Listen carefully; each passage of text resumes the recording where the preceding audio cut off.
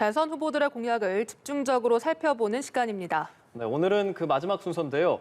여야 유력 후보들이 사사건건 맞서온 검찰 개혁에서 MZ세대 표심 등이 걸린 복지 그리고 교육 분야까지 사회부 이준삼 기자가 정리했습니다. 검찰은 오랫동안 무소불위의 권력기관으로 불려왔습니다. 이젠 검찰이 수사 주의권이 사라졌고 검사의 불법 행위를 수사하는 공수처까지 출범하면서 과거와는 다르다는 평가도 나오고 있습니다만 먼저 이재명 후보, 아직은 갈 길이 멀다고 보고 있습니다. 없는 제도 있게 만들고 있는 제도 덮고 그런 무소불위 권한을 행사했는데 이들을 정상화하는 건 정말 중요한 과제고요. 이 후보가 언급한 중요한 과제는 검찰이 수사권과 기소권을 완전 분리하는 것으로 요약되는데요. 기소 여부를 검사가 아닌 배심원이 결정하는 대배심제 도입을 공약했습니다.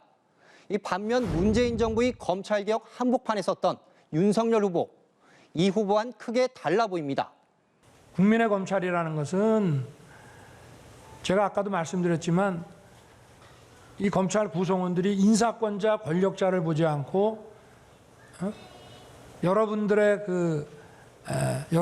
그 일을 맡기는 의뢰인이 국민이라고 생각하라. 오히려 권력의 수사 개입이 더 큰 문제라는 건데 청와대 민정수석실을 폐지하고 검찰이 대형 비리를 계속 수사할 수 있어야 한다는 입장입니다. 옥석 가리기 참 쉽지 않은 공약들이 있습니다. 다음으로 복지 관련 공약 살펴보겠습니다.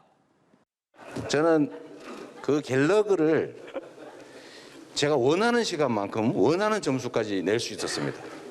엉덩이 밑에다가 야구 프로를 깔고 앉아서 수업을 들을 정도로 야구 광이었고, 이렇게 공개적으로 각각 게이머와 야구광 면모를 과시한 두 후보, 구애의 대상은 다름 아닌 2030 청년들입니다. 이 후보는 청년 기본소득을 공약했는데 19살에서 29살 청년들에게 연간 100만 원을 지급해 보편 기본소득과 합쳐 1인당 200만 원을 받을 수 있게 된다는 내용입니다.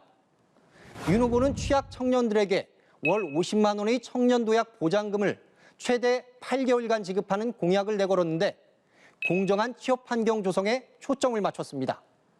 똑같이 청년층 지원을 강조하고 있지만 접근 방식에선 또 이렇게 차이점도 드러나고 있는데요. 군소정당 후보들의 기세도 만만치 않습니다. 원조 청년기초자산제로 동등한 출발선을 지원하겠습니다. 20세가 된 모든 청년들에게 3천만 원 청년기초자산을 지급하겠습니다.